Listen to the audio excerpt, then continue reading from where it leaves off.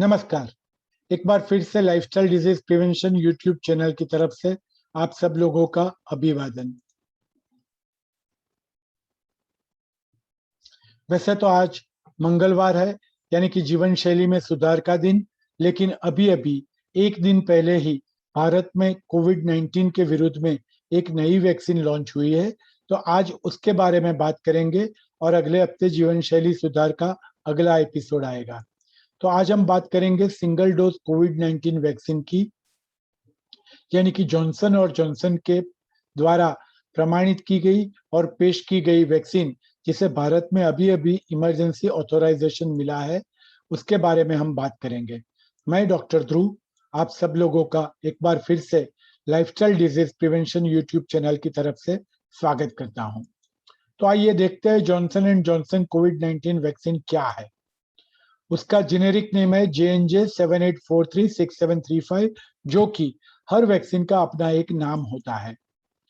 ये Jensen pharmaceuticals के द्वारा बनाई गई है और Beth Israel Deaconess Medical Center Boston के द्वारा कोलैबोरेशन किया गया है।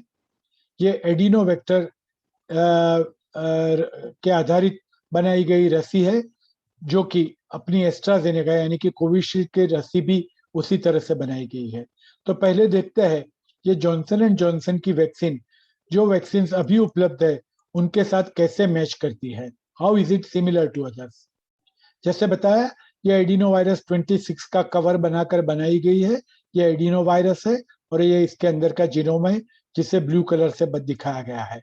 एडिनो वायरस और कुछ नहीं है, हमारा साधारण सर्दी का वायरस है। स्पुतनिक वैक्सीन जो कि रशिया में बनाई गई है, वो भी इसी तरह एडिनो वायरस से के वेक्टर से ही बनाई गई है।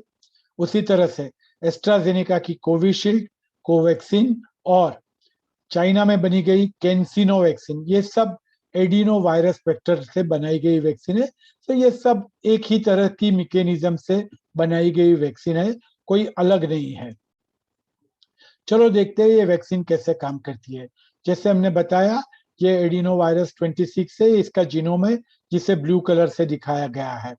तो वैक्सीन बनाते वक्त ये एडिनो वायरस 26 का जो जीनोम है, उसे निकाल दिया जाता है पार्शियली, ताकि शरीर में भर्ती होने के बाद वो रेप्लिकेट यानी कि संक्रमण न कर सके और रोग पैदा ना कर सके।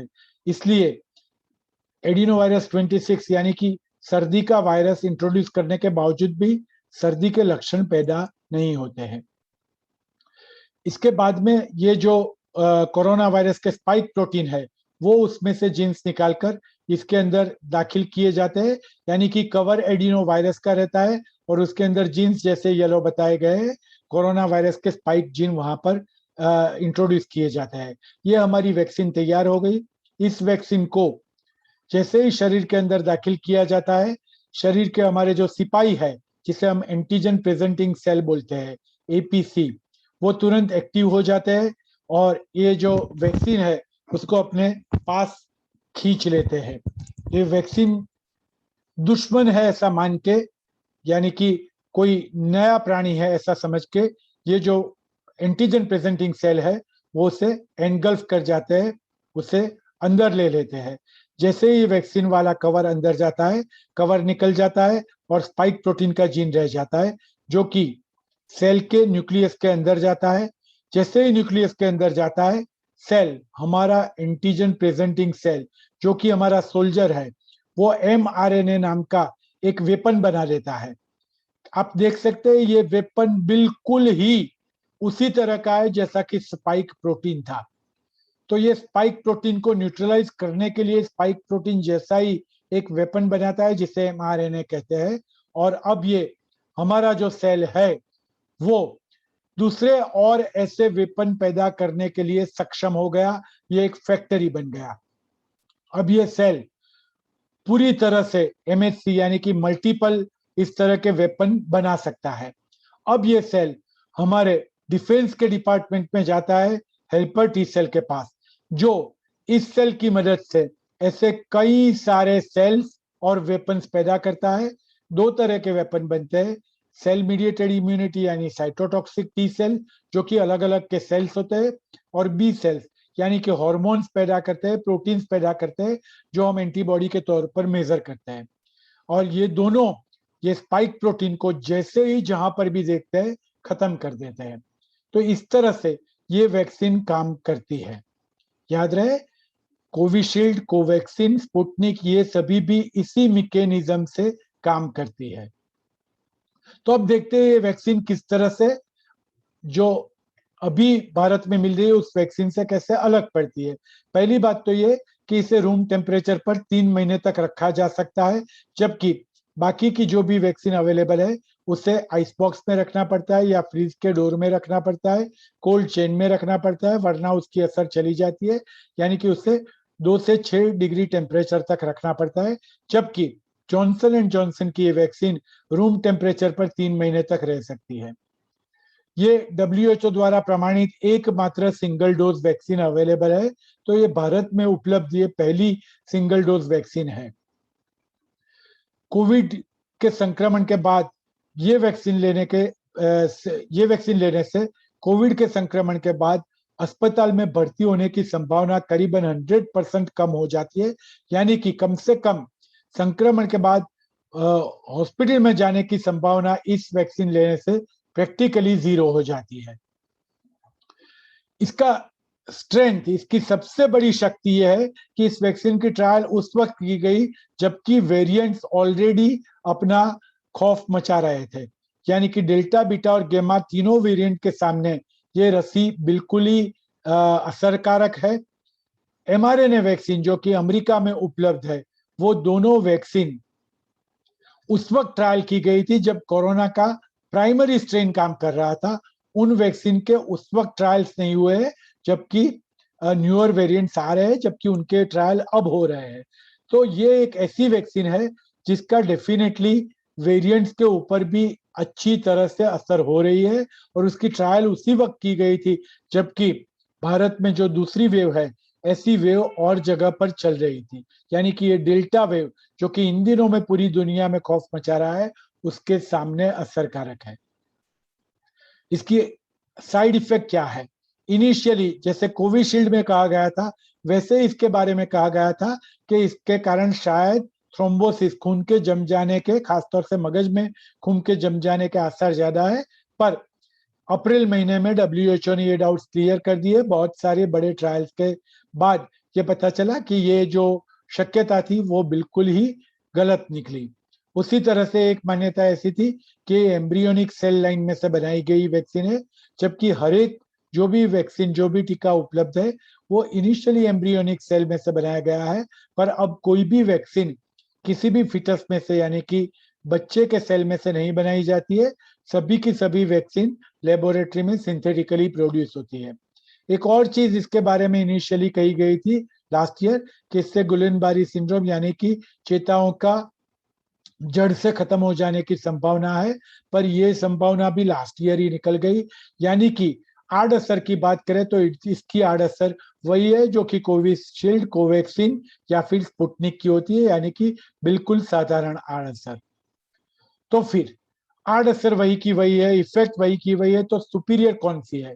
एफिकेसी देखते हैं, इसकी असर देखते हैं। माइल्ड इन्फेक्शन को रोकने की इसकी असर करीबन 66.3%, बाकी की वैक्सीन करीबन 90% असरकारक है। तो क्या हम ये कह सकते हैं कि ये वैक्सीन दूसरी वैक्सीन से कम असरकारक है? जी नहीं, ऐसा नहीं कह सकते, क्योंकि वैक्सीन की एक दूसरे से मिलती जुलती ट्रायल कभी नहीं हुई है। खास तौर से जो भी वैक्सीन उपलब्ध है उन सभी की ट्रायल उस वक्त हुई थी जबकि वेरिएंट्स नहीं थे, जबकि इसकी ट्रायल उस वक्त हुई है जबकि वेरिएंट थे। यानी कि ये वैक्सीन जब खतरा पानी सर से ऊपर पहुंच गया तब भी इफेक्टिव है।